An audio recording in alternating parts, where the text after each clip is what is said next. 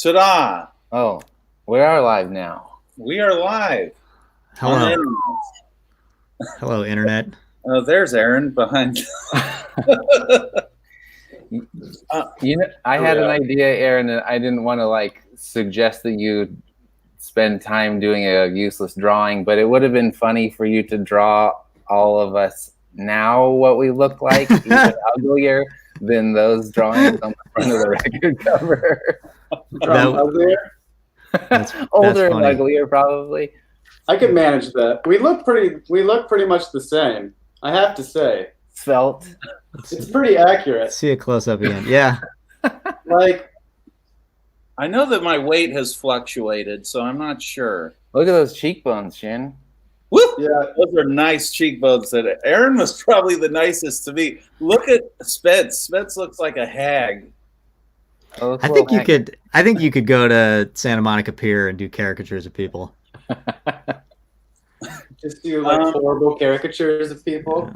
Yeah. sit next to I the like guy who's doing the Disneyland ones and be like, well, you could get this over here. Yeah. Which of these four do you want to be? If you're just joining us, this is the 10-year anniversary listening party to Bears and Bulls. It's been 10 years. We're older. We're sexier than ever. And hopefully you have a Spencerita. I'm halfway done with my Spencerita, but Oh, yeah, this is due for a refill here. yeah, refills already. But that's not what Aaron's having.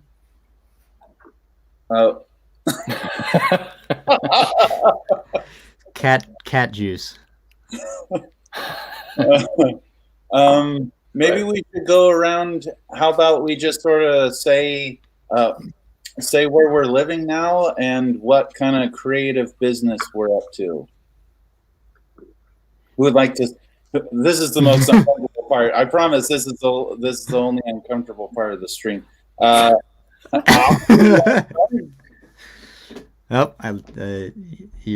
He said nope. No, I am. Hello, I'm Avi Vinokur. I was in the Stone Foxes. I've been 9 years clean of the Stone Foxes at this point, and no, I played until 2011 with the band, and I am in San Francisco, California, in the Sunset District, very near where we recorded this album. Cool. That was really good. Thanks. Yeah. Next, Aaron? I'll pass it over to. What am I? Oh, introducing myself. Okay. Well, or just where not everybody knows your name, but where you live and what you're doing, what creative business you're I up to. changed my name to Bear. In the bottom corner there. Oh, yeah. Might change Cool. again. I don't know. It's legal though. I'm now Bear Ekberry Mort. Harry. You did change. You actually did change your name since the band. I did. Yeah. Yeah. I'm an That's great. Ekberry Mort. Yeah. Bear. Akbari. I'm in Portland, Oregon. I do design mainly for a living these days, although I could use more work, so there's that. And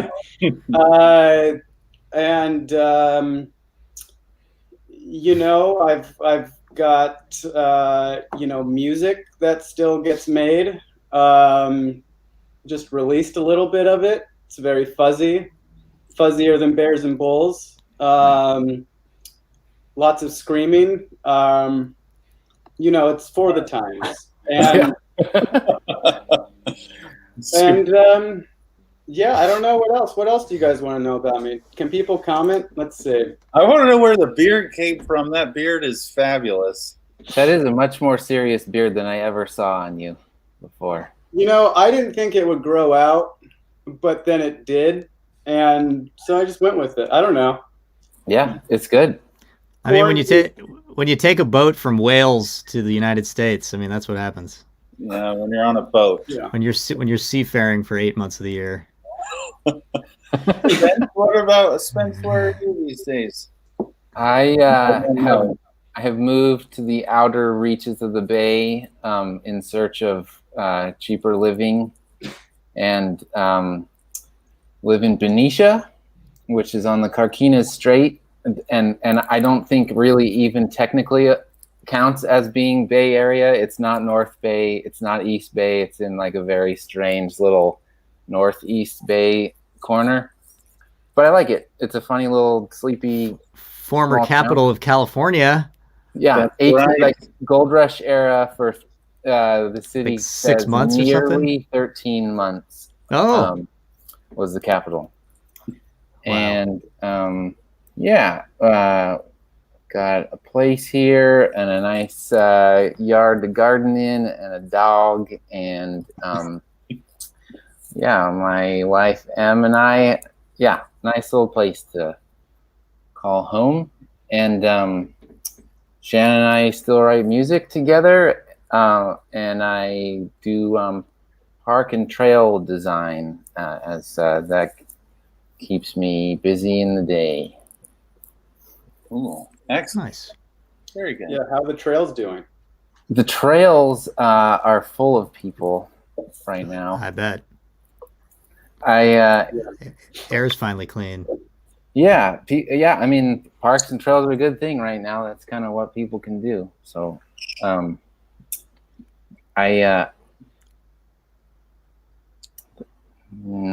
there's one in San Jose that they're just about to open up that I helped on. So nice. Very nice. Yeah, and then Spence and I are. Oh, I live in Petaluma, and that's right. That's right.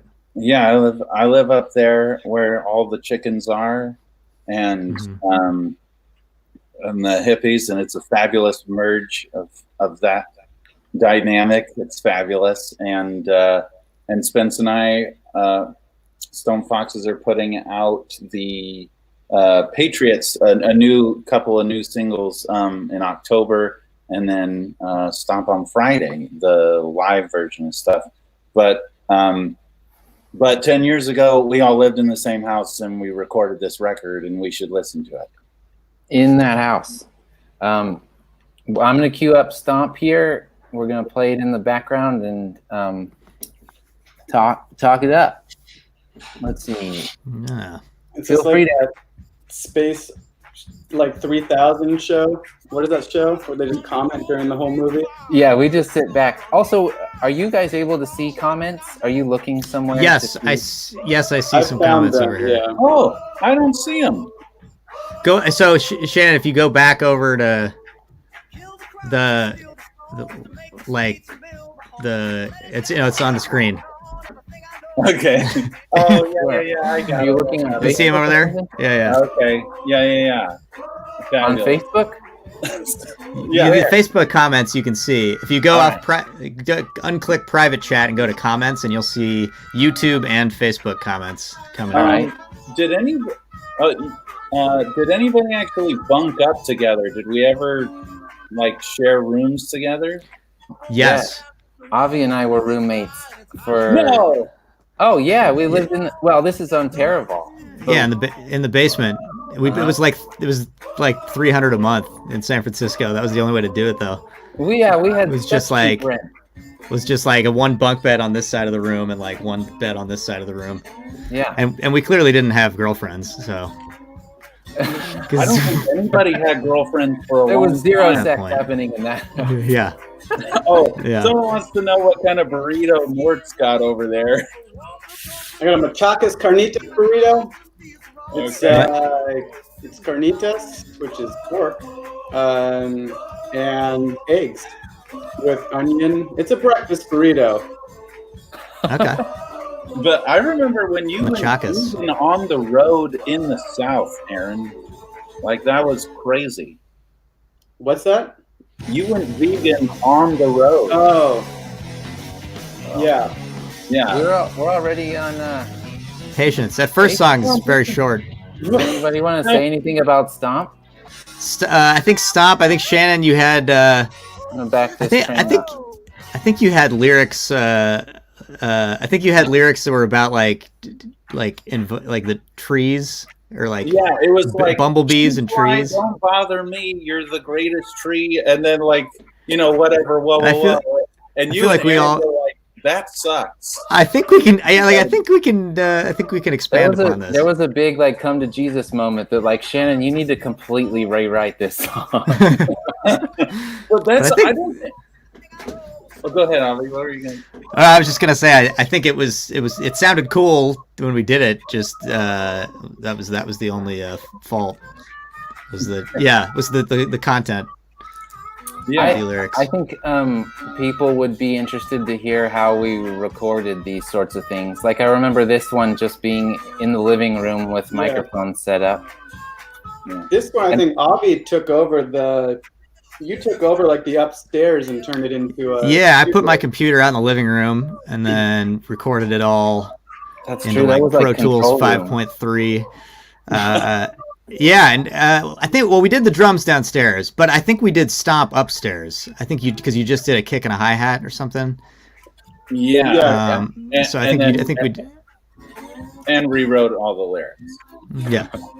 But honestly, that happens to me all the time. I think it really hurt my feelings that first time because I had never been asked to do that because every single song we ever wrote was on gold. The and second record.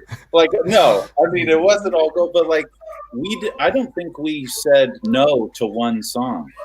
Like they all got on the record. Right. It wasn't like write 20 songs and keep 10. Yeah, I think like the first album was I think just everything we had and more. Right. There were some songs we didn't even have that made the record. But yeah, and Stomp was one. But okay, Patience? Okay, yeah, so then Patience is number 2. Here we go. Here comes Patience. You just turn that shit up, Ben. Turn it up? Okay. Yeah.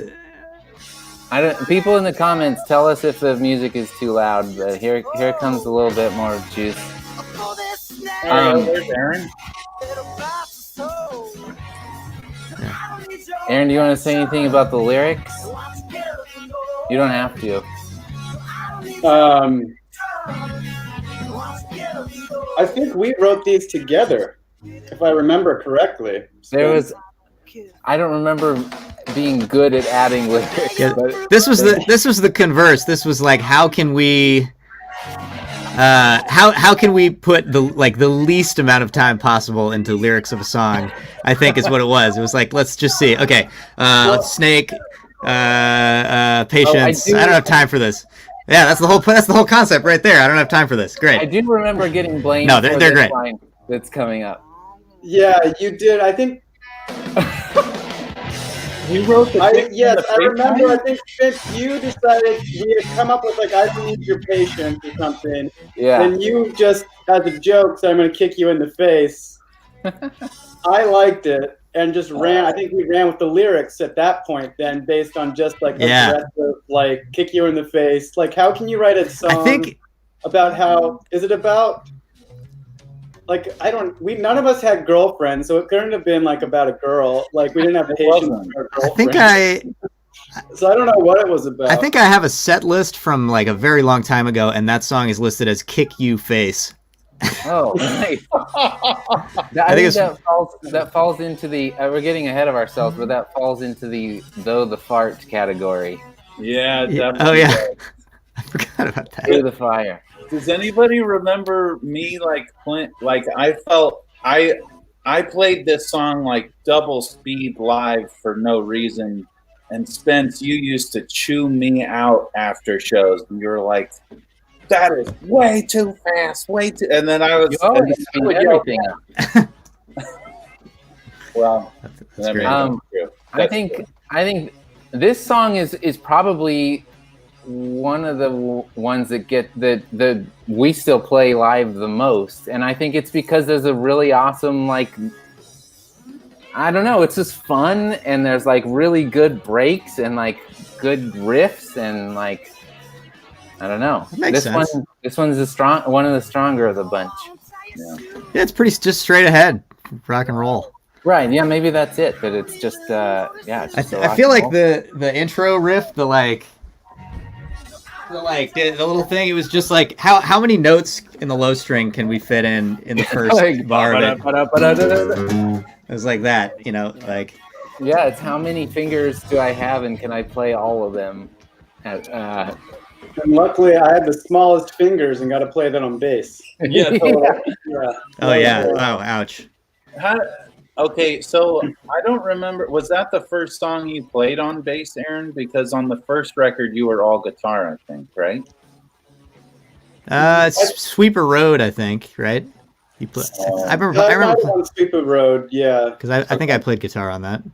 That's right. I forgot about that. Yeah, that's true. Sweeper Road. Do we want? Well, No, we'll move on. All right, here we go. What do you think? Yeah, let's talk about Robert Johnson. Okay. Yeah, this is Yeah, I remember this coming together in the basement. I think we have a clip of you. There's an article somewhere in like the Bay Bridge or something, where there's the clip of you making up the riff in the basement. Yeah. Oh, okay. There's you. the and I think. Yeah, I think it sounded cool, and then you, Shannon, again, this is another one. You had like different lyrics to it, and I remember being like, I feel like this song is so fucking thick and like the fucking darkest, fucking bluesiest shit. Like we need to like think about this.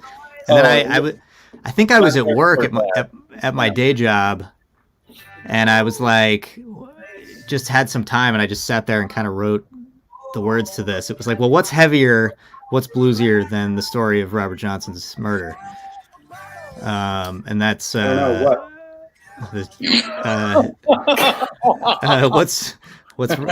yeah? It's a newspaper. No, Zebra.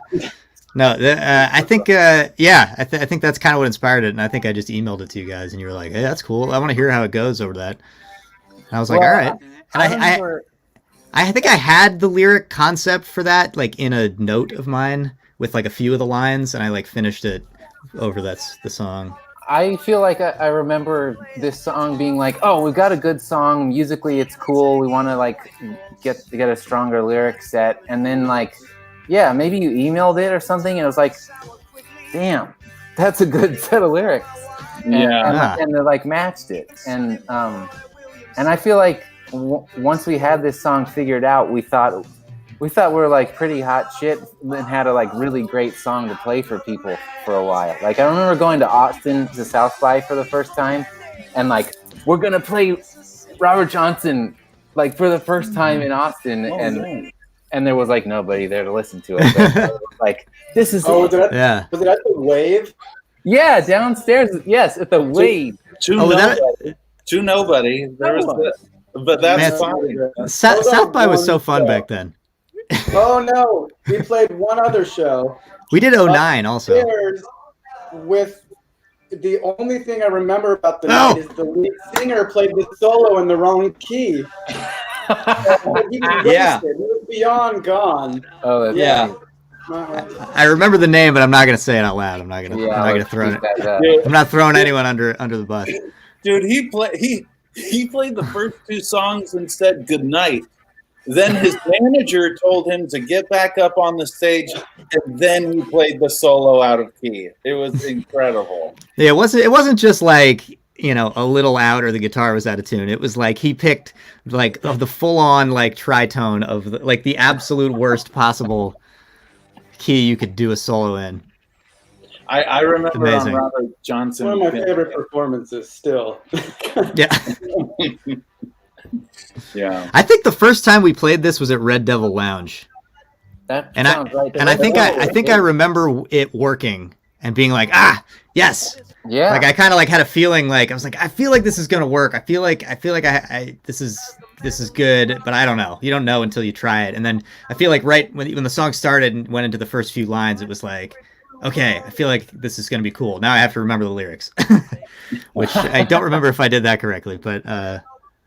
Well, that's a shout out to Sean Burke for letting us. The Red Devil Lounge was kind of a big like stepping stone for us. That kind of got us from playing bars into like opening for the Mother Hips at the Independent and that kind of thing. Yeah, that was like right around this. That might have been with Leopold and His Fiction too.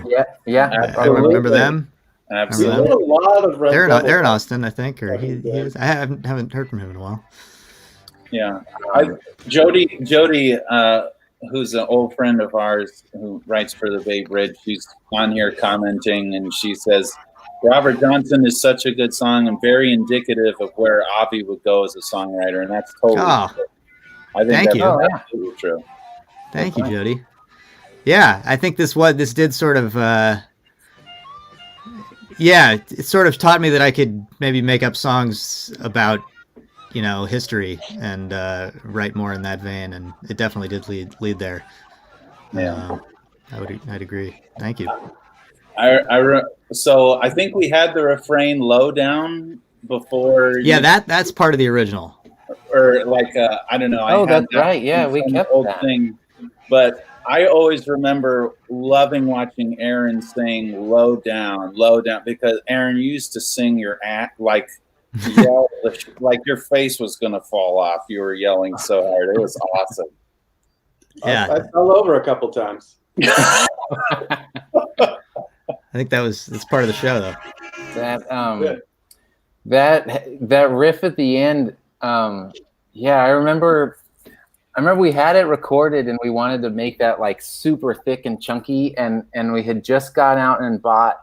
From Real Guitars, like a good amp for me. This is kind of like the phase when we were starting. That was at Real Guitars, yeah. Upgrade our gear and like get some good stuff, and so I just remembered I had bought the Vibrolux that I still play, and we just like dimed that thing in the living room, yeah, and laid like a really thick like boom boom boom boom boom boom. Yeah, just single notes. Yeah. And I remember that, like adding this super chunkiness. Yeah, I'd love to bring up the Pro Tools sessions from that. One of you said you had it. I can't find the files from this, but I know we probably got it. I think I have the final sessions that I gave to Alex Newport on a hard drive that may or may not work, but it has tape on it that says the Stone Foxes with my phone number. But I feel like there's more that we did on that than I probably can even remember now. But we definitely did like double guitars, triple, quadruple guitars in a lot of spots. Yeah, that one was the one where we were trying to get it to sound really thick. Passenger Train's coming up. Yeah. There we go. This one was kind of... We recorded this like twice or three times before we got this version, this take of it. Really? Oh, I don't remember that. Yeah, because I think on the earlier versions, one of the earlier versions, like there was something with the pedal steel was like it wasn't like locked with the vocals or something, and you changed your parts slightly. Wasn't in tune. Oh, I mean, I was like learning how to play. Well, that's true. Yeah. Steel. And I still am. Which is impossible. Mediocre. You remember when you brought that thing to a live gig? Oh yeah, it was always out of tune every time. It's so hard. I did not do it anymore because it was so hard to sit down and play it for one song ended up like not being worth it. And I think you need a lot of monitor too to like know where you're at on that thing. I'm glad that we recorded it and that came out. That was like a long evening of Aaron and I think down in, do you remember that in the garage? Like, I think this was like over and over and over. Like maybe the first time we ever tried to comp something, like we were always recording, trying to get entire takes front to back on songs. So that was the real like approach to recording for this and the record before. And we were like, that was all like ridiculous. People like doing second, like other takes, or at least because we click track.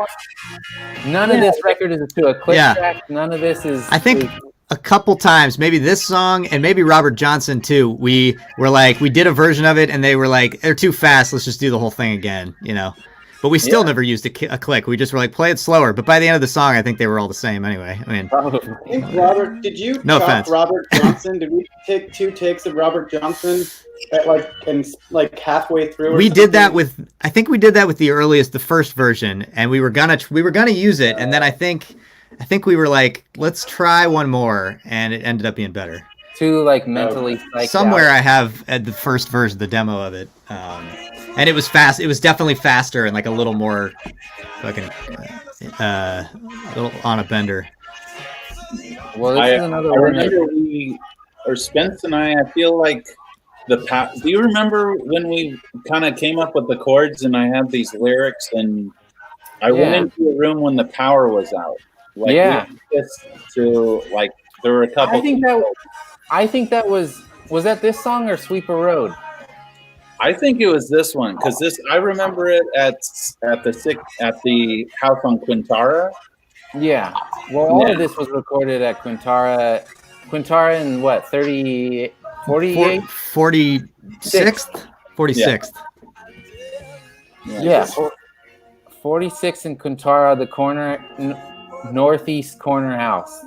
We had the whole garage. We like drove around San Francisco at night getting like free mattresses to like soundproof the walls and carpeted the garage. Built a little. Oh, sorry. If I was just gonna say, if anyone here watching could have walked in that garage, you'd be like, "What the heck are these guys building?" It was a really big garage, like for the sunset. What's he building in there? Yeah, totally. It was just we took mattresses and they wouldn't stand up straight, so we built wood frames around them and lined them up in these wood frames and like hooked them in. It was just totally insane, but it worked kind of, I guess. Maybe it didn't work. I don't know. Fairly soundproofed, and it was a corner lot. So on the backyard, on one side we had a backyard, and on the opposite side, there was the older lady who Shannon went over and took her cookies and tell her that we were going to record. And he said, "Hi, my name is Shannon. Nice to meet you. There's some cookies." And she was like, "Daniel," or something like that. It was incredible. She had the only house with a wall sharing ours. And I said, "Hi, my name is Shannon. We might make some loud noise." "Daniel? No, my name is Shannon." "Stanley?" And I knew we were set. Like we were fine. Forgot about that. That's great. Like the perfect person to do that with her. Yeah, I mean, I have no idea what to do here. Yeah. What do you do? And then you were just like, "Oh, that means like she's not going to hear anything." That wouldn't have come to me at first. No. Well, did you ever hear her phones through the wall? Yeah, I remember the phone. It was so loud because she couldn't hear the phone.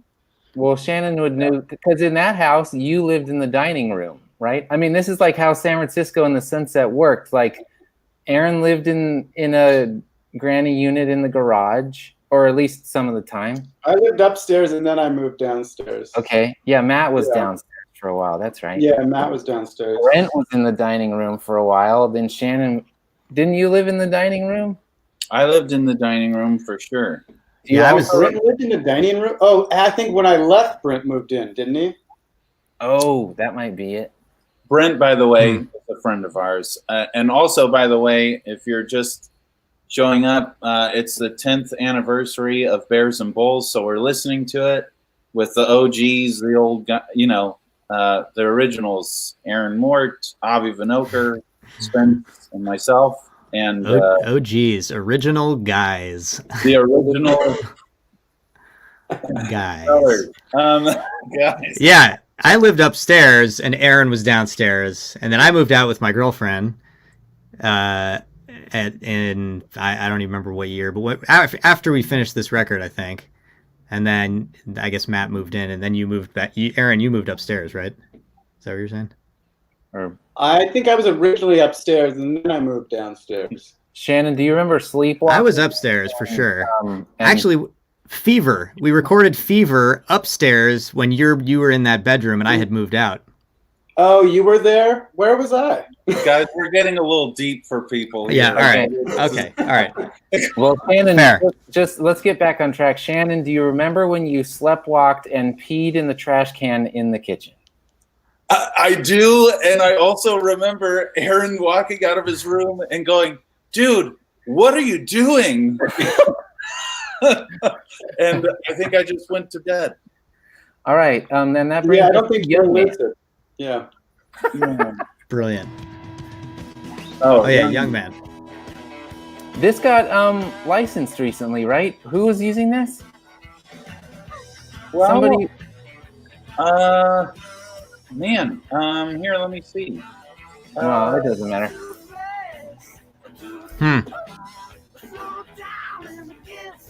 Oh yeah, latest is on this show called Deputy.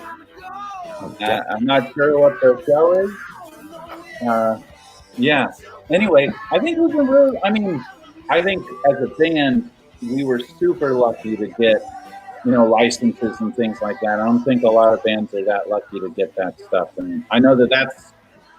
I mean, Jack Daniels, of course, too, but with Stomp and this song, and I think we're really lucky, and some of it really is just luck. Yeah, and I think we got lucky at the beginning, and with the what was it? The Sons of Anarchy, and that's right. And then once we got that one, it was like you can use that to get another one or something. Or they were like, "Oh, I recognize that song from or wherever." Yeah, and oh no! I just spilled all my Spencerita on the carpet. Oh, God damn it! The whole Spencerita. Oh, you guys. The pitcher or the drink? Do you have a jalapeno nearby? Put that in your eyeball. Oh God! Oh, Shannon somehow got jalapeno in his eye multiple times. Multiple times. Do you remember there was a show that we played in like El Paso, and we got there early, and the bartender was making he was making like a pot of like a crock pot of stew or something, and Shannon like set his hands down on the bar and then rubbed his eyes and got chili powder in his eyes, and then like ran like crying across this bar straight into the women's bathroom. And we're like, oh my God. And then like 2 seconds later, we see him run from the women's bathroom into the men's bathroom. Can you just talk about the music, please? Somehow, I would say we would always go to Subway once at the beginning of tour. And then that's all we could take of Subway. Yeah. And Shannon would always get a jalapeno in his eye. Wow, bass solo. I want you guys to all know. I forgot about the bass solo. Is this the only bass solo in Stone Fox's history? I think Under the Gun had a bass solo, didn't it? Did it? I don't know. Or what? That was when he would climb up on the rafters. Aaron, do you have any lyrical comment? Does this song make you feel old like it makes me feel old? I don't remember the song I can't hear it that well. Oh, okay. Clearly you were wrong though, because we were all still here. A young man.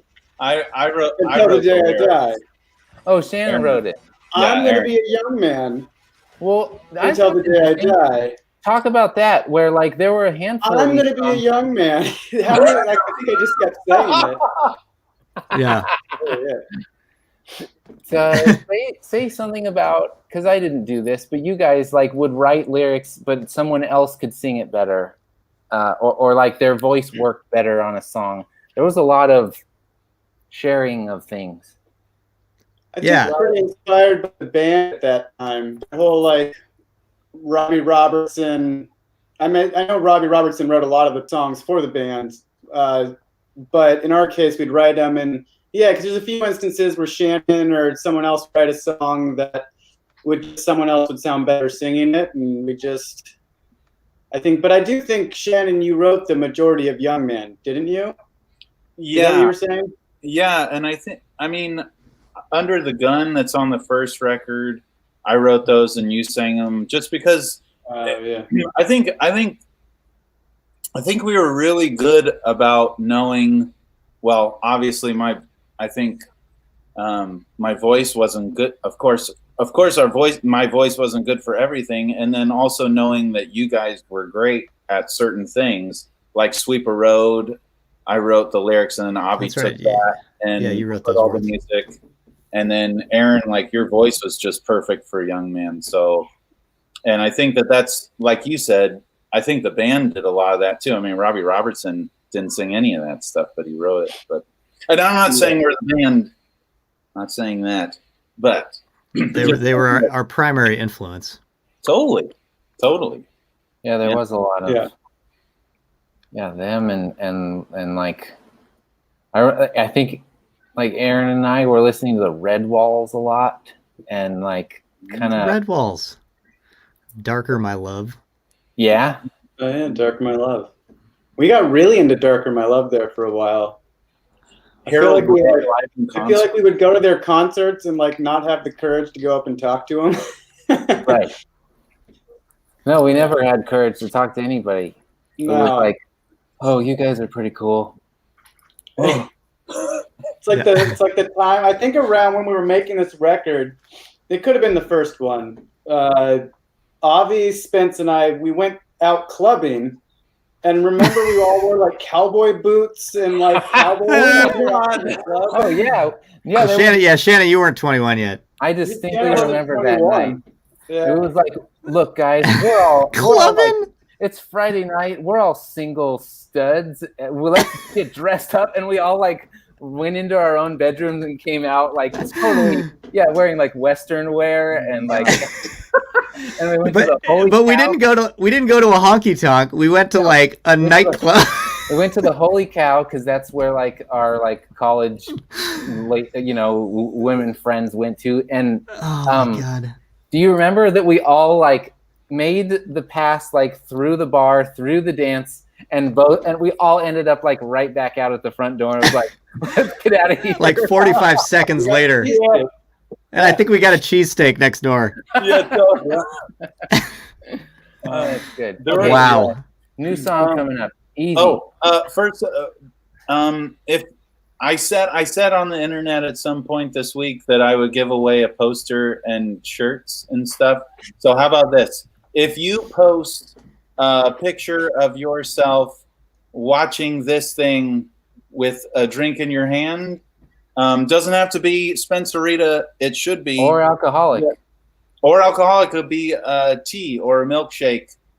Just toasting to 10 years. If you do that, the first person, I'll send you a poster and a new T-shirt. How about that? And it'll be the Bears and Bulls, or like Spence's Bulls poster where he had a bull and the Stone Foxes. We're gonna send you a Chicago Bulls. We'll send you something. It'll be great. Yeah. We should talk about the album title. Yeah.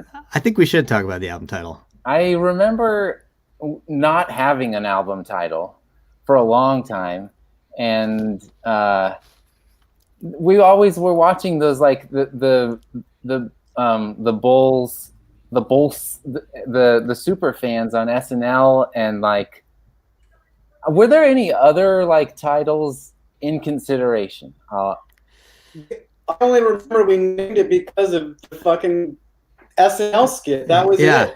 That's it. We had no idea. We had zero idea that it was also a Wall Street reference. Yeah. Like we had no clue. Or Bulls and Bears and Bulls. Yeah.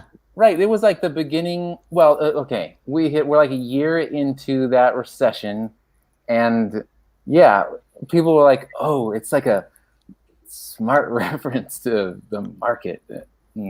No, sorry. I liked that people could say that, and then we'd be like, no, actually, it's a Chris Farley sketch. Yeah, that's the Bears. I don't think there was another name for the record, though. I don't think we'd even thought about it, to be quite honest with you. Maybe that was kind of just it. They're like, all right, well, here's an idea. Okay, great, that sounds good. I think it was like, well, we're the Stone Foxes. We wanted to, it like kind of was another animal thing. Animals were like very cool then. Yeah, they were very cool then. Obviously, because we chose to name everything that we had after.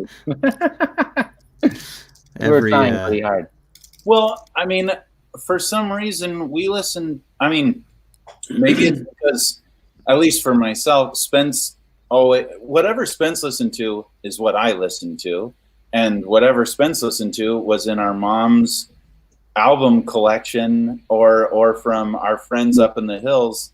And so like watching old SNL was totally up our alley because we knew no current SNL. Like we didn't know anything new. I don't know, when did we start listening to modern music? Maybe 2012? In college. I mean, I don't know. It just doing the blues rock thing was just because that's what we liked, and I mean, I know that's what you guys like too. But yeah. All right, I'm queuing up easy here. Okay, here it comes. I'm gonna get a refresher. I'll be right back. I think this is the first time I played mandolin on a recording, which is now what I mostly play these days.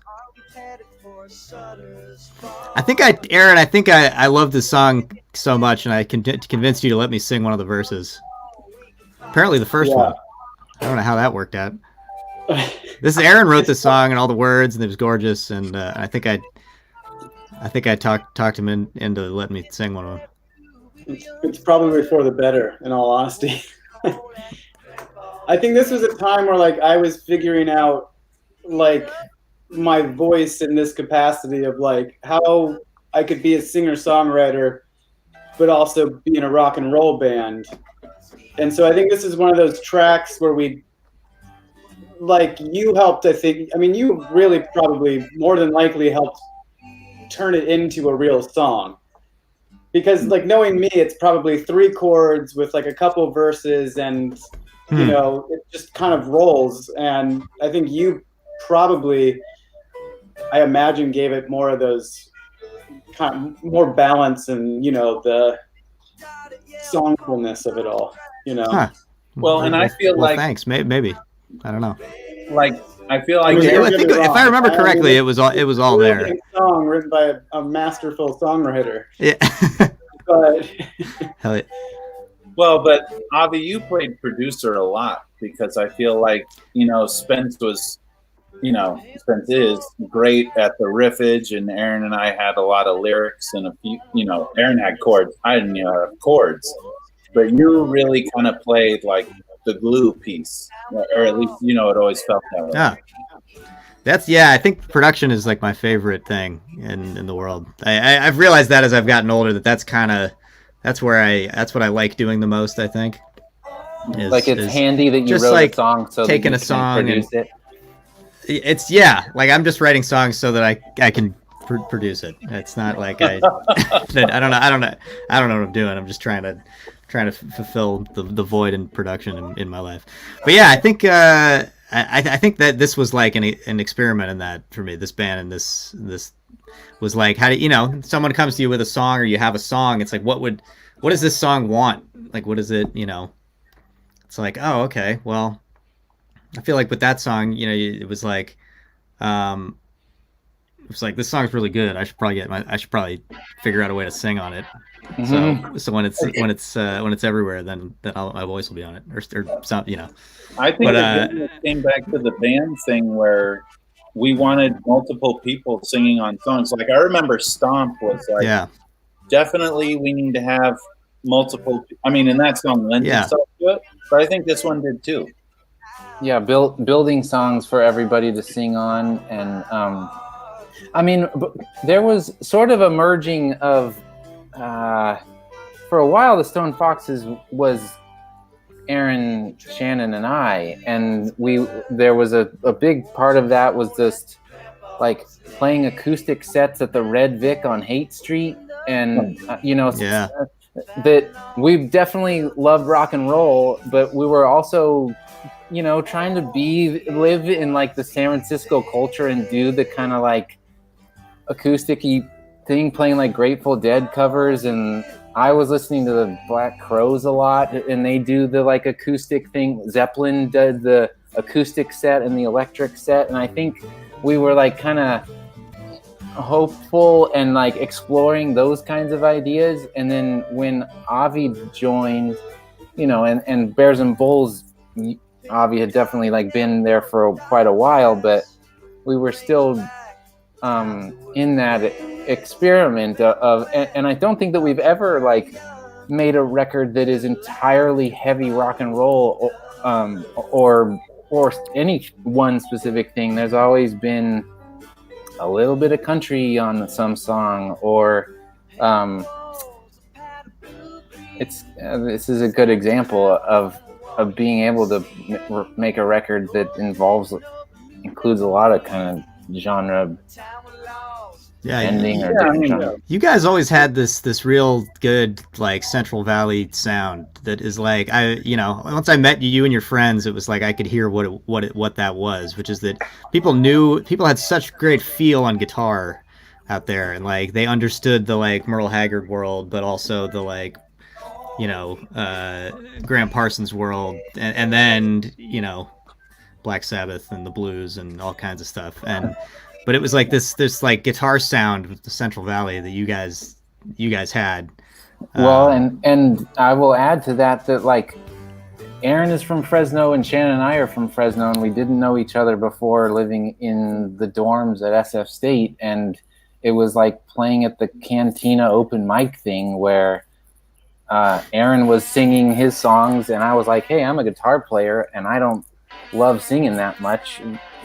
And so I was like, hey, do you want to sing some songs and play guitar, and I'll play guitar with you? And there you go. Yeah. Let's let this thing just like rock out for a second. Just a second. Okay. Fair enough. I just love this. 1 second. Okay. I can mute my screen real quick. You should take the microphone into the toilet, flush it. Yeah.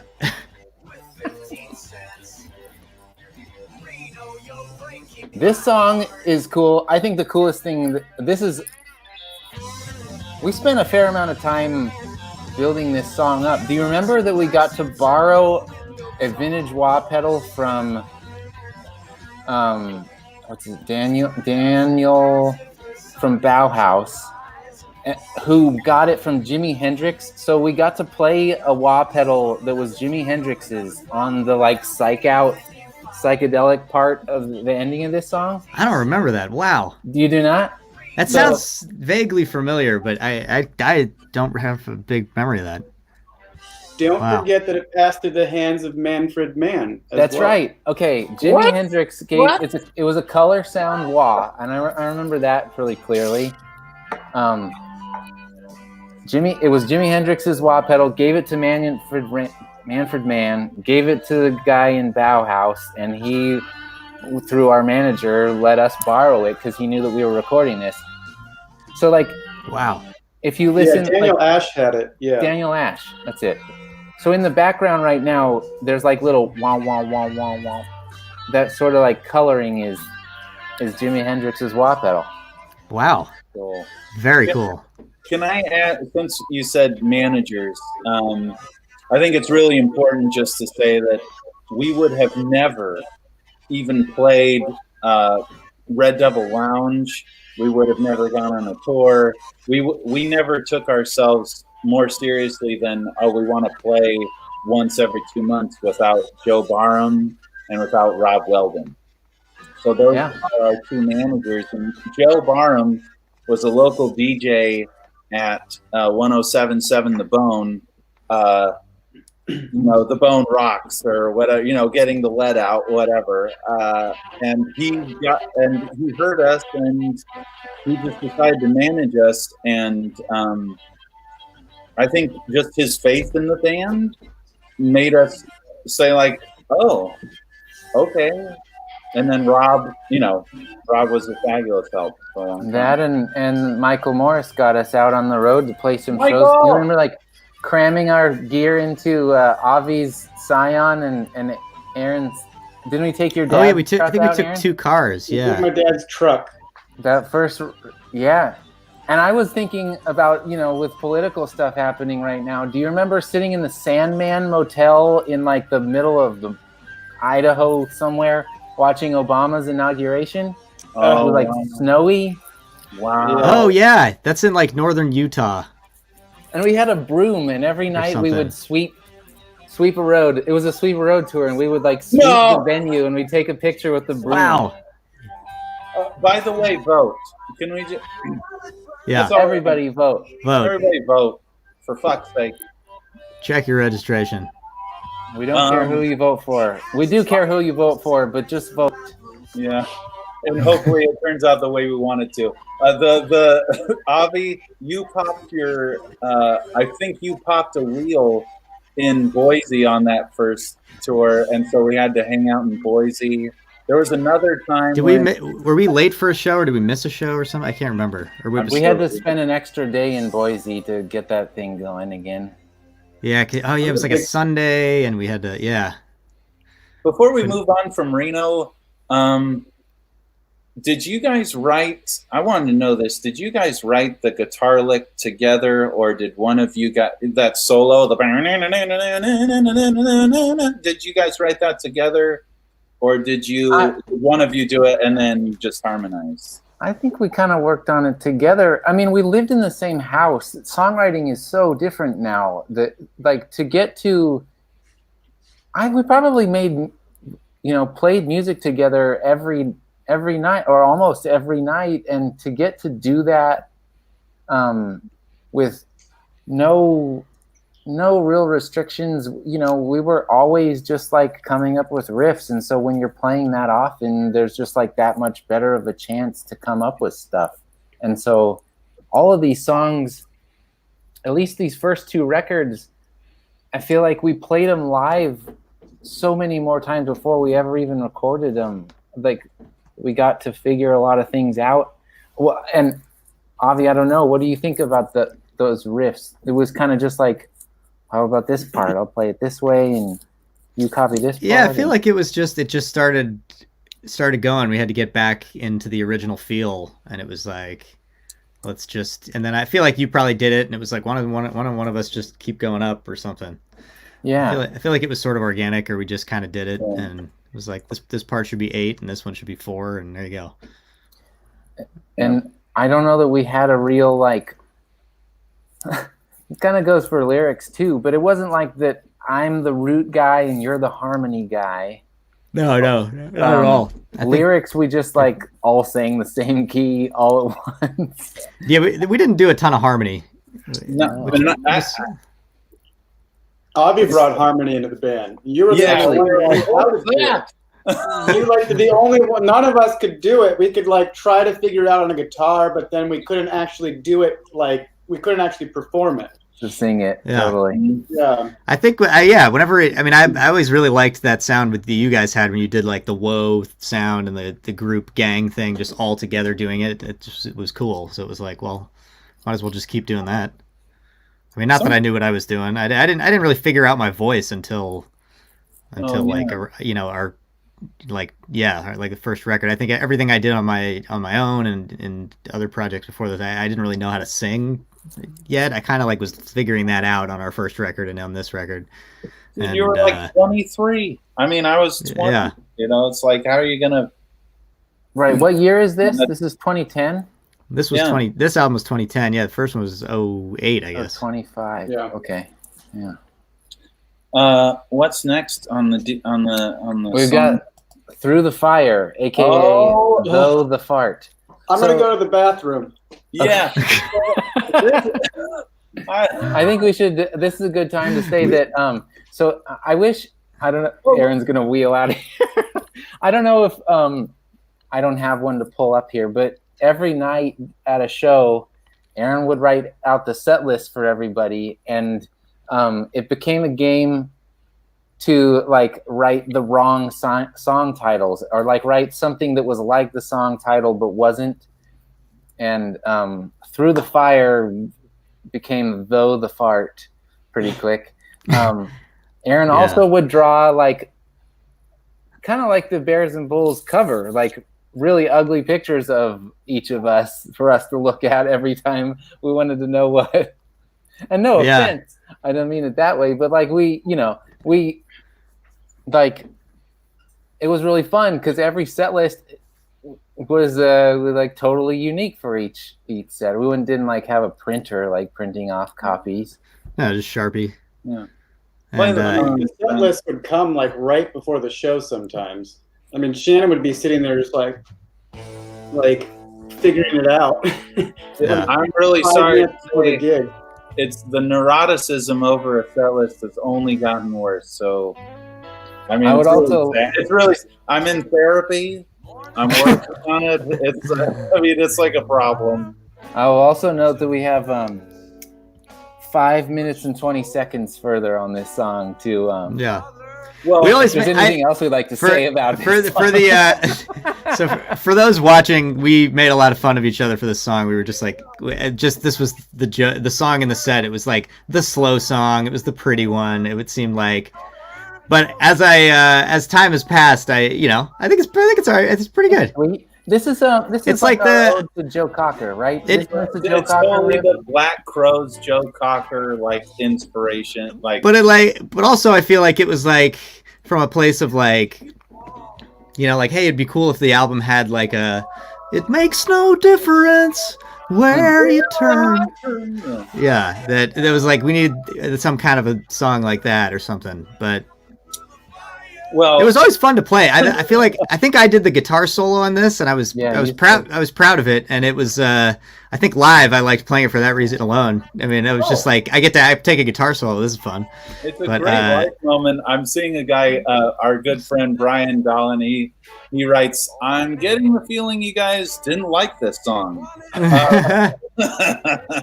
This is reminding me of I don't know why this song specifically is taking me to the little stage at Crystal Bay Casino, but playing this song and like you soloing on this and it reminds me of that guy. I think his name, I almost remember his name. Who was the guy who was wasted and was doing knee slides across in front of the stage? I don't remember that. I do. That guy, and then there was a guy who there was like a woman. Wait, Crystal Bay in Lake Tahoe? Yeah, in Tahoe. Oh yeah. Oh, There was like a really like broy guy that was he was like having the best time of his life, and he would like, there was a long like ramp that went down and then in front of the stage, so he like ran down the ramp and then knee slid all the way across in front of the stage where we're up there like playing, I thought you were talking about Blue Lake. We used to play this casino up by Blue Humboldt. Lake is big too. And they'd set us up on a stage in front of a bunch of TV screens that were playing football games and shit behind us. And it was Can I ask about the mixing? So, like, the only time that I feel like I wasn't around for some things is you three all went to New York, and I don't know if I had school or if I was extra poor at the time. Probably as poor then as I am now. But so, like, where did you guys even stay? I don't even know that whole thing. We stayed with Mike Dakota, right? no, we stayed with a friend of Avi's, didn't we? Or maybe we stayed separately because we couldn't all stay in one place. That could be. That was a huge thing to get to go to New York. I can't remember where we mix a stayed. record. I mean, yeah, we hadn't been to New York as a band. Right. We hadn't played there or anything. I think, as of 2011, we hadn't toured, east of Austin. That far, huh?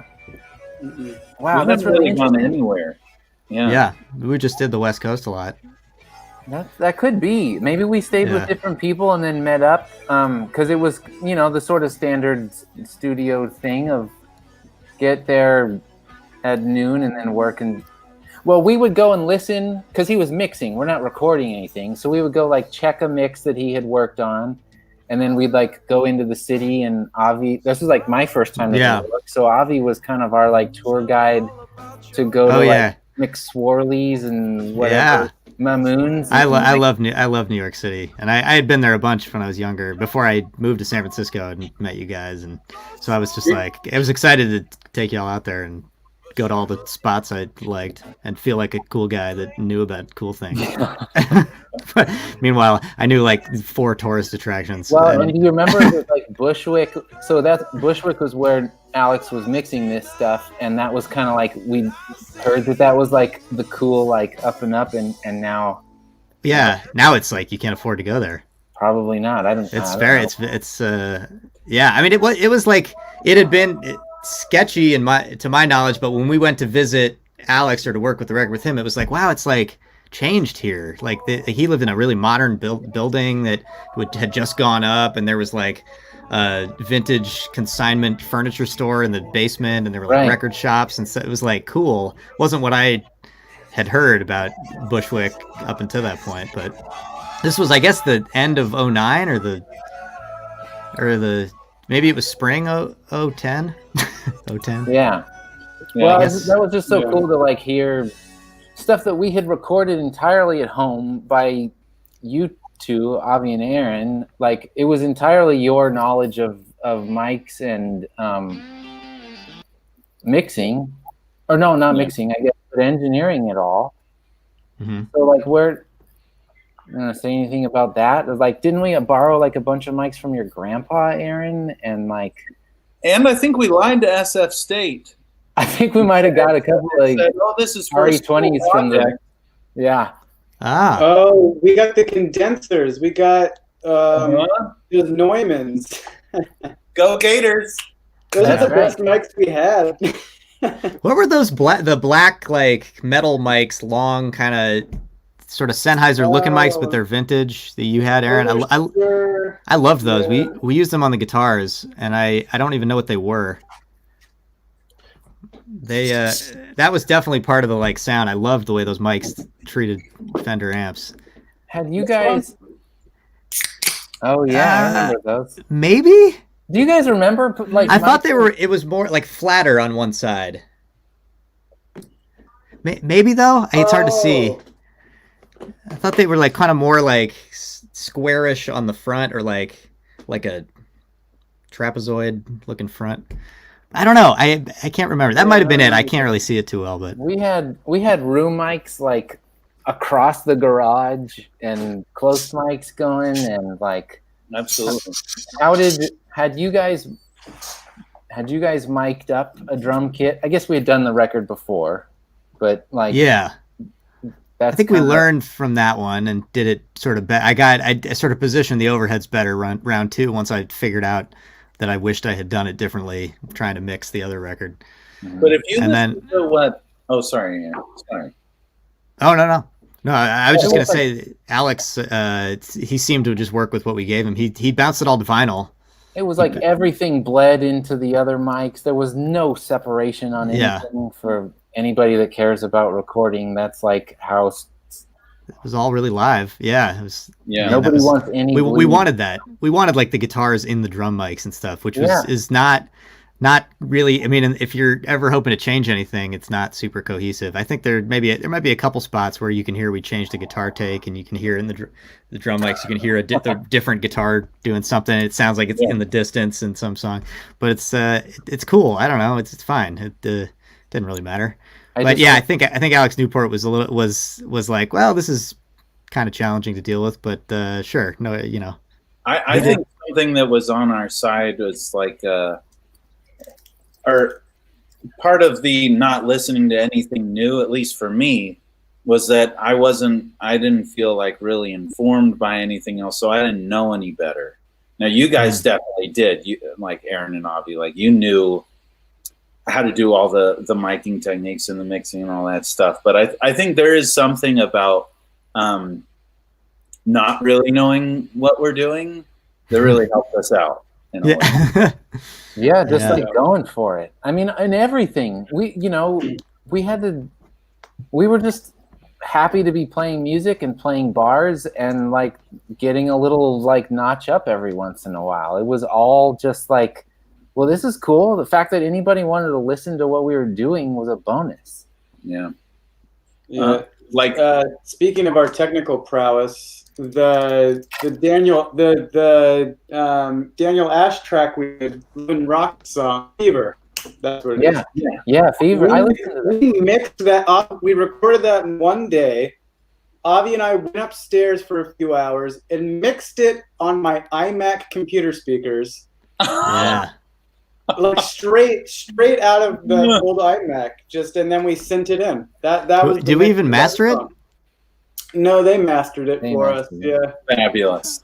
Oh, that's Yeah. right. That's right. It's a good track. I pulled that up just a little bit ago in sort of a rabbit hole sort of a day, and it's not bad. I mean, for like kind of everything was so like blues rooted. I guess that's kind of a good segue. Maybe into Red Rooster is up next. Should we do another song? Before we go there, just another heads up: if anybody is just coming onto the internet this evening, we're doing the 10-year anniversary special live stream event.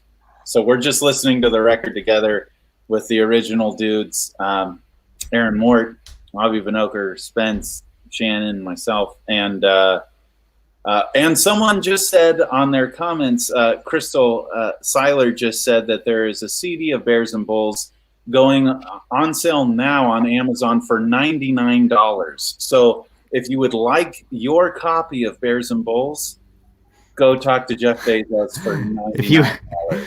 If you would like an irrelevant piece of historical technology that will be impossible to play in 5 years, we'll sell you the vinyl for a tenth of that. You'll have to go buy an old car if you want to play a CD. Buy me a coffee. Okay. Here comes. Hyundai Solera. Okay, just a second. I want everybody to hear Spence's voice real quick. Oh. Well, I am a little red rooster. Okay, so like, I just want to say, as your brother, I've heard you talk from the age of 2 to whenever, and when you're talking, you don't sound anything like that. Yeah. I want to know, how did that happen? Or like... Well, I wanted to be a contributing vocalist in a way, and I had to figure out how my voice could work in a way that people would want to listen to it, because I have kind of I think my voice is fine, but it's my talking voice is maybe a little nasally,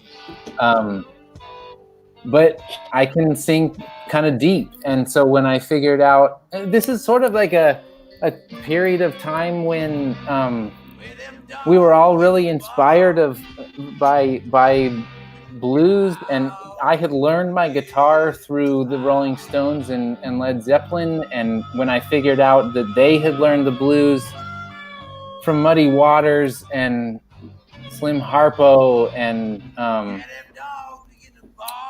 guys similar to that, that I went a step backward, followed it further back to where it was originating, and even those guys, there were bluesmen before them, and there's just like a depth of where you can feel this music coming from, and I mean, like, I'm just a white guy playing the blues, but in this song, but I really liked it, and that's where I was able to find a spot for my voice to work, and I also like playing slide guitar. And so this was a spot to use both. Yeah, I feel like so many of those old records we liked had like, Stones records and things had like one blues cover on them, or it's like we got to do one blues cover on every. We'll do one blues cover on every record. Did we do one on the first one? We did 2 on the first one, so doing one was scaling down a little bit. Oh, okay. Yeah, I think that before I moved to San Francisco, I came up to visit with some friends and saw the three of you, or well, I think it was Spence, you and Aaron with Grit at the. Oh yeah. We played at the Brainwash. Yeah. And I remember being like, "What the heck? Your voice is crazy." It just didn't sound like you were 20 years old or however old you were. Yeah, and there's something natural about it, which is it just makes sense. It doesn't feel forced. I don't know. It's not like you're putting, it's not like you're Tom Waitsing it up or anything. It's just just seems like your voice. And I remember being so impressed with that. I was like, man. Well, it's you guys can all sing like very like earnestly and clearly, and I don't know, it's taken me a long time to feel like I can do that, in a similar way. I'm excited that this gave me a way to sing on something for these records. Getting to play guitar. I just enjoy getting to play harmonica. So, Yeah. anytime. Yeah, you got some harp on this. That's always fun when I got to drum and play harmonica. I felt like Dick Van Dyke back there. Some Mary Poppins thing. Were you still doing the harmonica holder and playing at the same time? Like that was for Black Rolling Thunder, Aaron's tune, which is an awesome song, I think. Yeah, that's right. That's on the first record, right? Yeah. Hide and Pine is coming up next. Oh yeah. Made world famous in the film Free Solo. Yeah. But good luck finding it. I had to watch it twice before I could finally figure out where the heck it was. Yeah, right. But this song is in the Oscar. Is it an Oscar winner or Oscar nominated? I think winner. Guys, we won. We won. We won an Oscar. Yeah. No, but this song is in this movie about this guy who climbs. He climbs El Capitan in Yosemite without any ropes. Crazy. Just insane. I could. That movie was, woo. It was like stressful. It was stressful to watch that movie. It was like watching, it's like Curb Your Enthusiasm sometimes, where you're just like, oh God, what's he doing? Yeah, I love Curb Your Enthusiasm. That's what's great about it. But there was a lot of. You're just like, oh, Larry, like this guy. You're like, oh God, please don't go up there. But yeah, it's amazing. But yeah, there's a scene where he's in rehab and he's working on getting his leg back in action, and he's climbing in a gym, and the song is playing in the gym. Can we do a whole, try to explain the whole documentary from beginning to end? Yeah.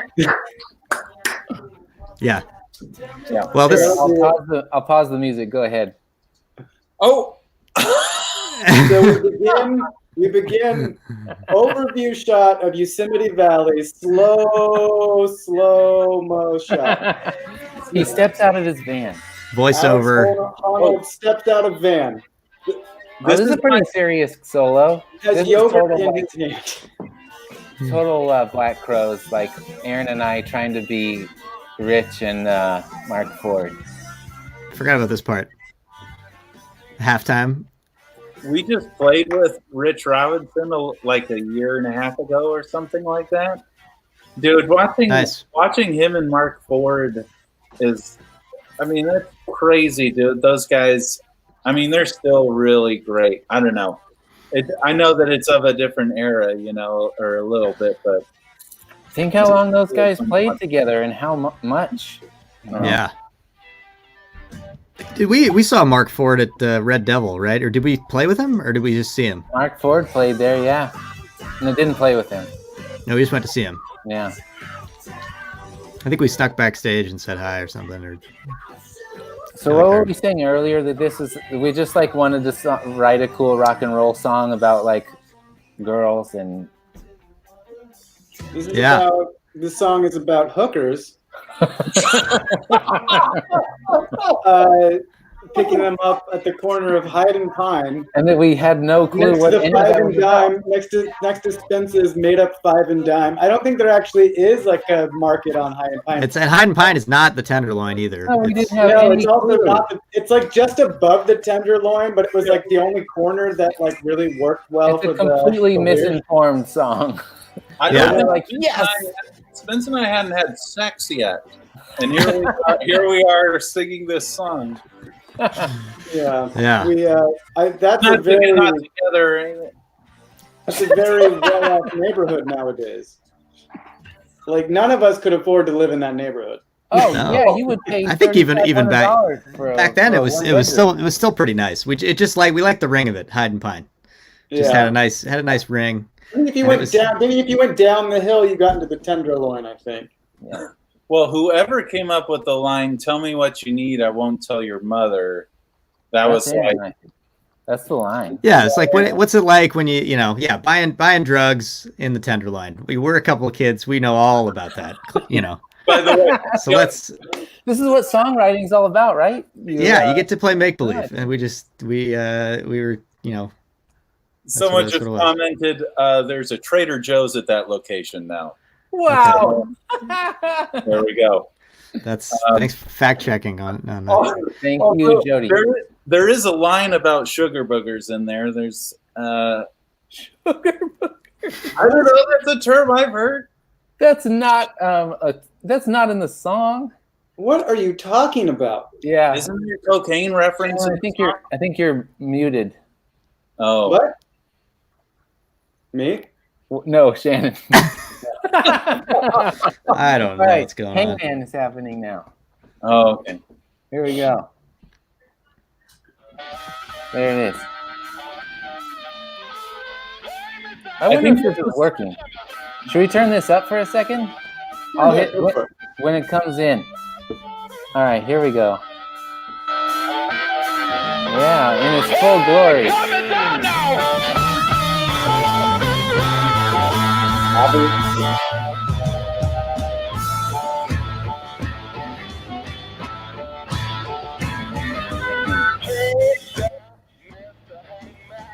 Okay, there we That's go. right. So I played drums on this, of all things.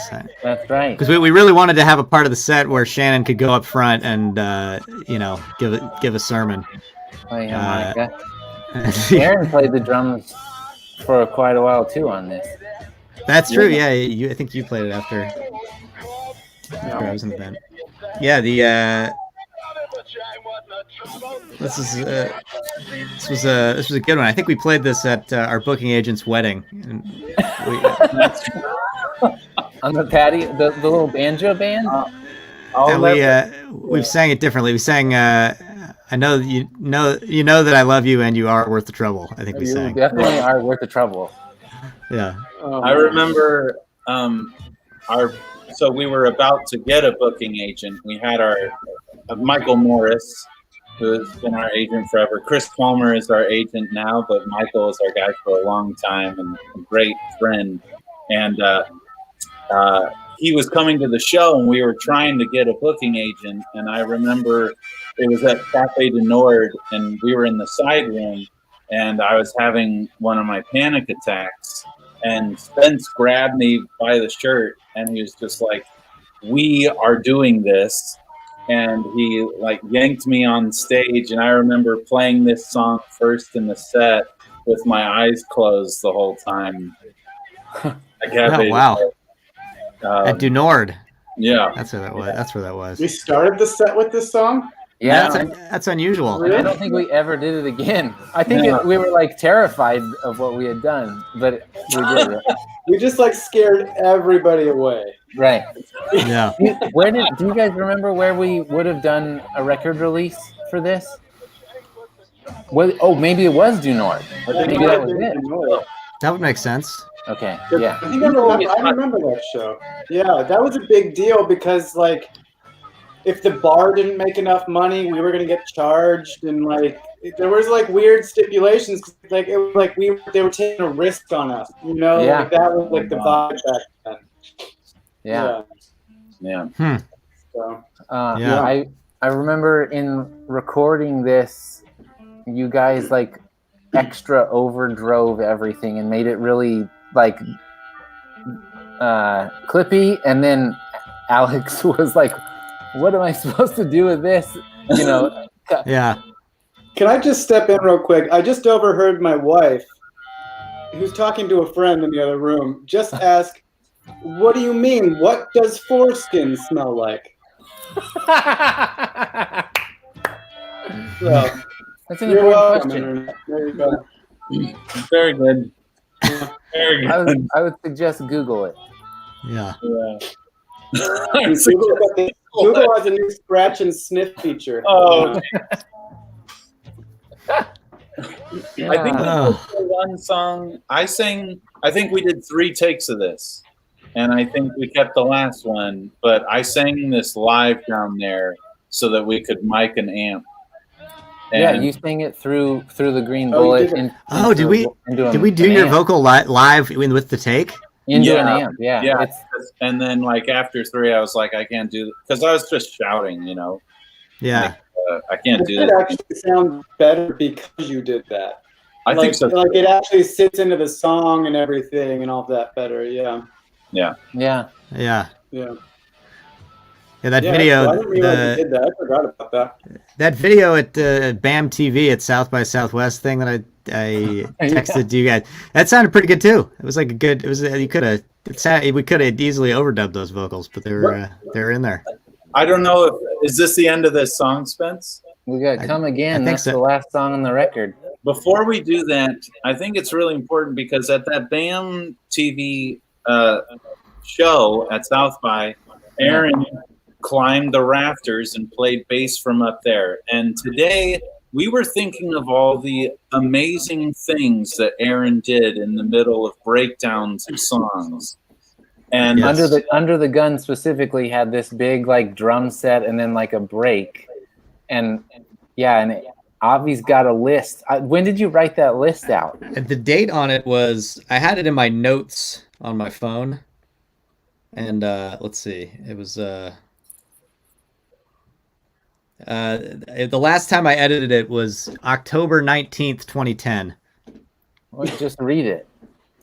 Or tell us what's going on. Aaron Under the Gun. So these are things during the breakdown of Under the Gun. Every night on tour, he would do something different and try to like do something unique and unexpected every single night.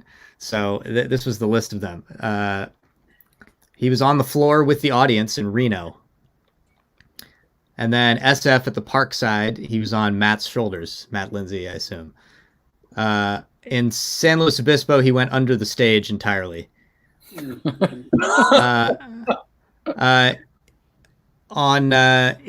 Fresno, he leaned against a table and then stood on the table. In Oakland at the East Bay Express show, he taped himself to a pole. In Austin, he jumped off a 12-foot speaker, which we remember that video exists. Their video. We thought you were gonna break your leg. That was terrifying to watch. But I mean, the fact that you made it was great. It was fucking. I was trying to go further out into the audience because there was. I thought if I got on top of the speaker, then I could get on top of the roof line that was next door because the building's connected. Yeah. And if I could get on the top of the roof line, then I could jump down to this other awning and like get really far in the back of the crowd. Didn't pan out that way. Yeah. No, you had to jump back down to the stage, and I remember this like major moment. Phone calls from home that like, oh my God, Aaron, what are you doing? Because it was live streamed. Yeah. It was My live girlfriend streamed. broke up with me. My parents were very upset. Yeah, that was. For real? What? Your girlfriend broke up with you over that moment? Yeah. We stayed together. I mean, we made it work. I mean, we broke up eventually, but that was like a big deal. She was very concerned about my knees as an older man at the time, I remember. She didn't think I'd have knees anymore. Oh my God. Well, just keep reading the list, Avi. Maybe there's reason to believe your knees are actually in jeopardy. Let's see. Oh, actually, here's one that I remember. We in Phoenix backstage there was a 10-foot guitar that you then played the end solo on. It was like this enormous guitar that was 10 feet long, and we rolled it out. Yeah, at Toby Keith's I Love This Bar. Oh God, what was that? What a gig? garbage gig! That was we drove. It's like 30 hours to get to Phoenix. You know, I think Spence, round trip. You flew home right after the gig so you could get your wisdom teeth pulled in the morning. Oh God! Oh my God! And that show, The things we did. The mix engineer was so bad. The live sound dude. He almost blew out the speaker system entirely, and in the process, almost wrecked everybody in the whole bar's hearing. Do you guys remember that? I don't remember. I do remember. Sound check or something. I feel like he almost blew up the system. Do you remember the radio promoter, Mark, though, was like the sweetest guy and got us shows and all kinds of help. I think he felt pretty bad for us after that show. I mean, he was really sweet. But yeah. Okay, next one on the list. Okay, let's see. And in Las Cruces, New Mexico, you hula hooped and then walked out the door and did not come back. So I guess we didn't do the last verse of that song. We just God. You took a nap in a sleeping bag in Phoenix. What was that? You took a nap in a sleeping bag in Phoenix. Oh my God. You grabbed Windex from behind the bar and cleaned the tables, and then you started spraying Windex at people in Las Vegas. Las Vegas, that was. That was in a casino. That was at the Beatles Revolution Lounge. Oh, that was like the swankiest gig we ever had. That was a fun show because they put us up at the Mirage, I think. Yeah. They put us up upstairs and we got to just hang out. It's like bottle service and everything.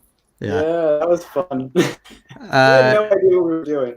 No. Oh, here's one that I remember. In Park City, it was snowing, and you went outside and you grabbed a bunch of pieces of a pine tree that had been taken down, and you came in and you set up the pine tree and then hid behind it. It was like cut into pieces, and you just stacked them up and then just hid behind it. You took a shower and then you came back in a towel in Aspen. I did flash my ass too in the What was that? That was the Belly Up in Aspen. Belly Up. That's like classy venue. Classy venue. This is one of my favorites. This was in the middle of like a central square in Boise, Idaho. You set a table, you made place settings, and then you invited some woman to sit down and eat a banana dinner with a knife and fork. During the day, this was a day show in Boise. So, and for those listening, these things, this is during a song. So there's the bass going on, playing, the drums playing, the guitar solo ends, and Aaron does something, and then he will he has the mic with him, and then he will start singing the next verse when he's ready. But it's up to him to decide when he's ready. That's what these are. Boise, that was a lot. Not coming in on time. Oh, there's a lot of that. Avi, after a little after your time, we played in Ojai, and there was nobody, of course, at the show, and is this all wood venue, so there was a lot of room on the dance floor on this wooden floor, and so Aaron decides to grab some matches. He went outside and got firewood. Yeah, God. And made a fire and started like striking matches inside. Oh, I think I was there for that, and I think I remember that. Was that the one where the Watson twins were at a bachelorette party? Oh, they might have been. I think that was. I think the two Watson twins sisters who sang on the Jenny Lewis record. Yeah, and they were there on a bachelorette party. I feel like I remember you. We have a recording of a show of us in Ojai from back then, but anyway. I think there's a couple more good ones in here. The flushing the toilet on the mic in Seattle, where you went into the bathroom at the High Dive was right to the side of the stage, so you went in there and. The mic cable was long enough to walk all the way off the stage, and you went in there and you flushed the toilet, and you could hear it flush. I stuck the mic in the toilet. That's why you could hear it. There's one that's not on here that I remember. So confused. Which is right into the toilet. Into the microphone that I just stuck in the toilet. Do you remember? Before I did this. Do you remember? All right, few more. There's more. There's so many. There's a bunch more good ones, but here's a few. This one was, as we realized today, it was 10 years ago today. Was in Portland, Oregon. He went out to the car, and there was a flip sign out in front of the venue, and you grabbed it, and it said tonight's show with the Stone Foxes, and you wrote "sucked" under it, and you came in parading it with a box of donuts and gave donuts to the like 5 people in the crowd. We played an awful show that night. I don't remember It was anybody. I don't remember anybody wanting the donuts. I recall throwing them at people. Oh! Maybe that's it. Maybe we threw donuts. Them at people, just like tossing. No wonder it sucked. We were like more excited to go to Voodoo Donuts than we were to play it. Whatever it was. Whatever that venue was, yeah. I bought 2 dozen donuts so I could waste 1 dozen of those donuts, and I was poor as all get out. Like I had no money. Yeah, we didn't get paid to play music back then. That's for sure. By the way, I didn't inform anybody. The Instagram feed is not good. It's just on my phone. You should go over to Facebook and You've been doing this for an hour and a half. Somebody, poor Jay Williams, poor Jay, we're sorry. We're sorry we didn't inform you. You've been on Instagram all alone. Come here to Facebook and YouTube. Okay, you're welcome, Jay. There's one guy on your Instagram live. That's funny. Yeah. Before we play the last, there's more. No, I got to tell you a couple more of these because these are good. One that I remember specifically that's not on this list is in Santa Barbara in the big square. We asked for a wireless mic for you, and you got a wireless mic, and you went so far away that it was too far to accurately play together. like just the speed of sound was not equal, so you couldn't hear us. So you started singing, and we played with you, and then you fell behind us because you were hearing the delay of it, and you were like way the fuck on the other side of the campus, but you could see you over there, sort of. Oh, Santa Barbara! This is when it was at UCSB. In the square. They mic'd the monitor. The student crew, set up all the gear. They mic'd our monitors and not our amp. They had the vocal wedge in the front. They put a mic pointing at it. We also destroyed our van getting down there. We were overheating the entire time. Oh yeah. We pulled over probably 10 times with the white whale. Steam. Yeah, the white whale. That was like the end of the white whale. We fixed it and last sold it after that trip. We've gone through a lot of vans. When you sold that van, were they like, so it works, right? And were you like, yeah? We had it into the mechanics. It got fixed, and we sold it. Okay. Very good. Okay, next one. All right. Last song on the album, right? Yeah. Well, maybe we'll say, last song.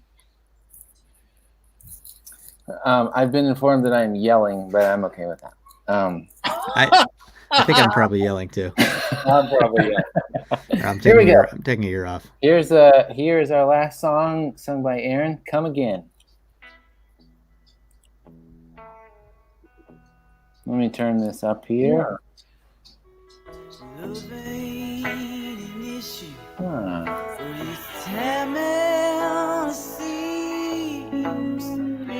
We were noticing we were looking at the vinyl earlier. This song got cut from the vinyl, so it's only on digital and CD.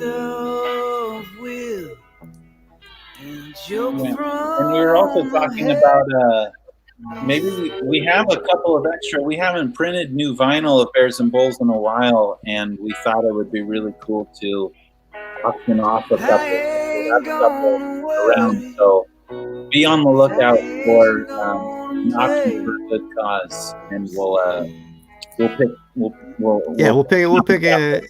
we'll decide on some sort of on a good cause, and sounds like Shannon, you'll auction maybe a couple of them off. First pressing back when we couldn't afford to fit this song on it because we would have had to do we would have had to pay more money or something. I don't know.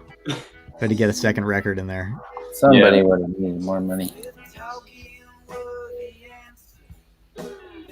Yeah, this song was not one we played live really almost ever. If maybe we never did, I don't even know. Well, it's funny putting out a whole record and then you find out the songs that work live that are like either the good energetic ones or the very select like slower ones to bring a set down. Yeah, this is a really nice song though. Yeah. There's some harmonies. Let's turn that up. Let's turn up harmonies. Rare harmonies. Very rare on Bears and Bulls. Woo. Yeah. Yeah.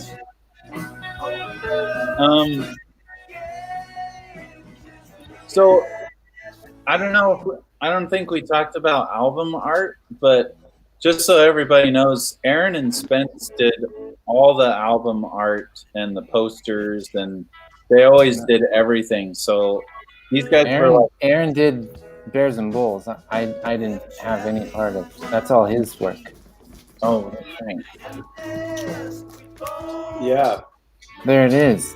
Nice, Avi. His handwriting's cool. Clutch. Why did you scratch? Did the scratch out? Was that legit, or did you think that was cool? I mean, that's the drawing. I mean, that's Yeah. what it was. Yeah. I mean, I had to edit it a little bit to get some of like the effects like inside, you know, like the paper texture kind of stuff. I did some manipulation, but it's like that's the actual text as I drew it out and I just scanned it in. And yeah, as I remember, like we didn't really like think all this stuff through. We just kind of like I don't think like literally this whole record I don't think was really thought through in the sense that like this was important. You know, like it was just something we were doing and having fun with. And I think we had lofty goals. I think we wanted to, you know, try to make some type of career out of music, but I don't know if we knew at the time that we would be able to do what we eventually did and like tour more and even cut another record. I mean, it took us 3 years to cut another record. So like at that time we were so naive that I mean, I was just having fun with it at that point. And yeah. I totally agree with you. I feel like, I mean, you know, I just feel like we didn't have. Oh, hi, Sammy. You're live with the Stone Foxes. All right, yeah. Yeah. Well, yeah, I feel. I mean, there wasn't any like. Again, like before we got Joe, or and also I met Joe. Well, anyway, that's a long story.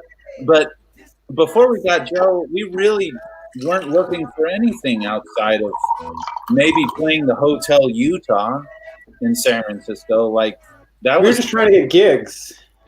Yeah, I mean, the record was a means to step up in like the gigs we were doing. If we could write better songs and have recordings that sounded a little bit better, maybe we get into a better venue. Yeah. I think that was like really the only goal at the time. Yeah. I mean, I'm sure there was probably more ambitious goals, you know, in our heads, I'm sure, but upon like reflecting on it, like I don't recall like sitting down and thinking about the artwork. Like I think I probably forced that on you guys. I probably was like, here are really ugly drawings of all of us. Way better than any photo we'll ever take. Let's just use this. You know? Well, we were doing, I will say, like Aaron, you and I were doing all the artwork. Like we taught ourselves to screen print. We were printing our own T-shirts. We made our own album covers, designing everything. And you still do design work. I still do design work. You know, like I still try to do all the Fox's artwork that I can, and it was just an extension of the music, like to get to do the imagery that goes with it. And I know you feel the same, that like it's all part of the package, and we always wanted to get to do that. Yeah, I don't know if there was ever a separation. I think it always was. I mean, the art and the music were always kind of, there was sort of that holistic sort of tie to it, where it like, because like this is the book. This was, well, you had the original book. I bought this later, but this was like our Bible at the time. Yeah, like, Wes Wilson and all that. Like Bill Graham artwork is huge. I don't think we actually learned how to design properly. We just like saw what they were doing and just did it. And and I don't know why the covers, our posters were always like more psychedelic inspired, like that era, but none of the artwork really like went that direction for the albums. Like we never like the liner notes of Bears and Bulls has a little, I think the insert of the CD. The CD is actually pretty cool of Bears and Bulls as far as packaging goes, because we did the triple gatefold, and then we had the pop out insert and just fun little things in there. Right, and there was a poster that folded out. Yeah, and that poster I think really was the only sort of psychedelic kind of like, from the poster era influence, like the photo in there. Yeah. I don't know why we never did like the albums had like the psych influence. Well, because the posters were always psychedelic. There was a really like solid period where both you and I were either drawing them separately or collaborating on them. And you've now done poster design that actually the Fillmore used, right? That's awesome. Yeah, I mean that's all thanks to Avi, really. It's really cool. Connecting me with them. Yeah. A friend of mine took that job over and was like, "Hey, let me know if you know people who do posters." And I was like, right away, I was like, "Ooh, Aaron and Spence," and then so I submitted names, and then they wrote back and were like, "Can you give me Aaron's contact?" No offense, Spence. They didn't. Not that they said no. Not that they said no, but they just were like, only looking for like a few. But yeah, well, it was Aaron is a legitimate graphic designer. I'm just the guy who Shannon. I think your stuff freaking awesome though. I mean, you made our poster that we wanted a poster that looked like the Grateful Dead. You made one. Oh, that's right. That was cool to do one with Phil Lash and got him to sign that. And Aaron, whose poster was it that you did? You did the clocks, right, or something, or with? I did the Mountain Goats. I did a clock theme for the Mountain Goats. There's a guy named what's his name? Tyler. He's a modern cosmic country guy. Tyler. Childers or something. Yeah, Tyler Childers. Oh, yeah, he's fantastic. Yeah, I did one for him, and then I'm blanking on the other guy's name off the top of my head. Unfortunately, I really don't like the poster I did for the other guy.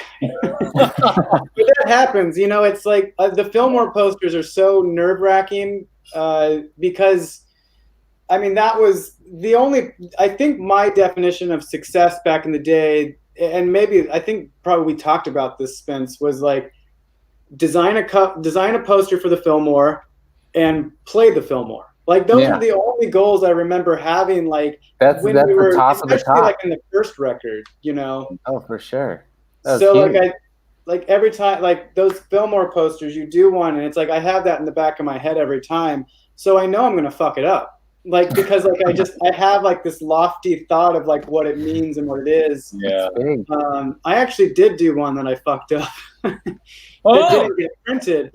Because like I overthought it so much, because it was they don't let you do psychedelic posters anymore, unless it's like requested or something. So I got to do a psychedelic poster, and I totally overthought it, and it came out at the end, but it was just there were some complications why it didn't get printed, but it's an intimidating process, like when it's like your like the one thing is like your child baby brain had in mind for like your one design goal.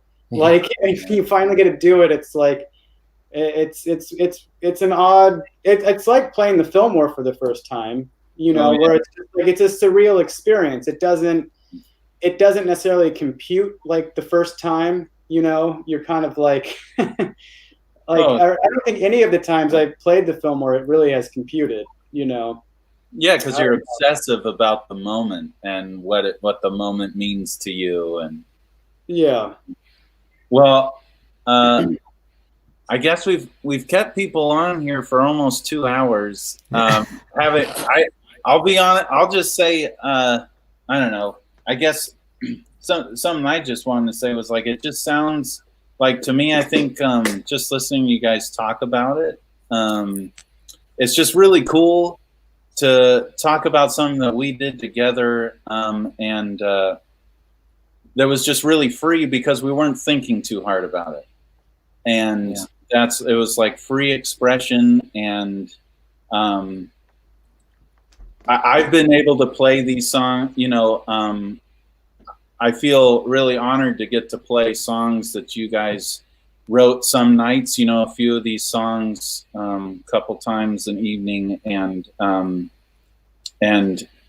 I just, it's just so much fun to get to play these songs because it's a baby to us. I think it's a baby to all of us. And it sure still means a lot to me. Yeah, me too. Yeah, I mean, without this record, I don't know if we would have survived. Every record was like, well, we just need one really good record. We just need this record to do something, Yeah. It let us do everything that followed, I think. Yeah, certainly. Yeah. And is sort of the product of like that freedom that we all had in college, like kind of before thinking about it too hard, like before saying, okay, this is what we're going to do full time, or what's what enabled us to do it full time. But like when this was all we wanted to put 100% of our creativity into, artwork and music, and it's cool. It shows. We're excited. We're here talking about it. It's fun. Yeah. Yeah. Yeah, I'm definitely proud of how it turned out. And listening back to it, I hadn't heard it in many years, and listened back to it when we were talking about doing this, and it was like, wow, we did a pretty good job, I think, on this whole thing. It was considering it was just in our basement, a couple of college roommates. Yeah, and, it's testament to the miking. If you can throw some mics in front of stuff, get somebody good to mix it. Yeah, not me. Don't listen to our first record. Well, and and it was really great to see all you guys, man. Yeah, you too. Good to see you guys in the same virtual room. Yeah, we'll get together again when the world is better. Better, yeah. Good. And also to everyone out there who listen, because it wouldn't mean shit if nobody listened and nobody cared. Yeah. So thanks to everybody for tuning in and coming to a show, putting on a show, buying a record. Thank you to all of you. Yeah. And for those who are curious, yes, we are not in the band anymore, Aaron and I, but Shannon always has been very fair to us, and we do get paid when you buy this album. We always split it. So go ahead and buy it, Buy all the records you can. Yeah. Especially the first two. Yeah. Especially the one on eBay right now for $99. No, we don't see any of that, Spence. Sorry. No. Well, I do, because I'm the one that put it there. Yeah, that's right. And everybody go vote. Yeah, vote. Make sure you're registered. There's some new Stump Foxes stuff coming out on Friday. There's a new Stomp thing, and then Patriots, this new double single. Avi and Aaron, do you have any music you want to tell anybody about? Go ahead, Aaron. I released something under the moniker Pomp, P-O-M-P. If you like the Foxes, you probably won't like this, but no, it's very much in line with it's like Kaleidoscopic Wonder Sound bonus track, but it's just chaos. Meets Head Wound City. Yeah. But you can buy it. It's on Bandcamp. You can go find me online. It's all that stuff is out there. So, yeah, stop by, say hello. We'll send us the link and we'll post it. It's super metal. It's fucking rad. What about you, Avi? You got stuff? Yeah. We there might be a new single coming out for my band next week that we're not announcing, but I'll leak that here. Stay tuned. Very good. Yeah. New record coming out probably beginning of next year, and staying busy. You're Good night, the Texas, by the way. Good What's Night that? Texas. Yeah, Good Night Texas is my band's name. I'm wearing the hat Also, because they're for sale. also fifth member of Metallica. Oh God. Oh yeah. Mandolin player not for the Metallica. definitely not the fifth member, but glad and proud to do some guest vocals on their new S&M record. Yeah, that is cool. And That's pretty cool, man. That's and really on cool. Howard Stern we just did. Yeah. Thank you guys. Well, And you just released a new song, Shannon and Spence, I guess, or new video at least. oh yeah, song can't go where back. you very impressively walk backwards All in the a way verse or down Ocean something. Beach. I'm trying to figure out how you did that with playing you play the song backwards, I guess. Yeah, we played the song backwards, and I danced backwards on that wall of Ocean Beach there, and I'm lucky I didn't fall. That was when the first guitar comes up, or when you first get the guitar and it like flies into your arm. That was totally fantastic. Everyone watching this should go watch that. I was like, hey, you did not play any guitar on that song. Unfair. It's fine. That's and I guess you chucked it. What guitar was that? You just chucked it in the sand. I owe Rowan McNiven a guitar. I owe him a Les Did Paul. it break? Yeah, it totally busted, and we had to screw it back together. What was it? Was it a cheap one? I mean, kind of. of. I think it was Lord. An FE Les Paul. Still the guitar. Going out to Guitar Center, bought the cheapest guitar you could. Fucking smash the shit out of it and like not care. Smash the guitar like Aaron would. Oh man, It's brilliant! like every good Stone Foxes video ends with the guitar being smashed. From now on, that sounds good. Well, I hope to see you guys really soon, and thanks. Yeah, thanks for tuning in, everyone who may or may not still be out there in TV.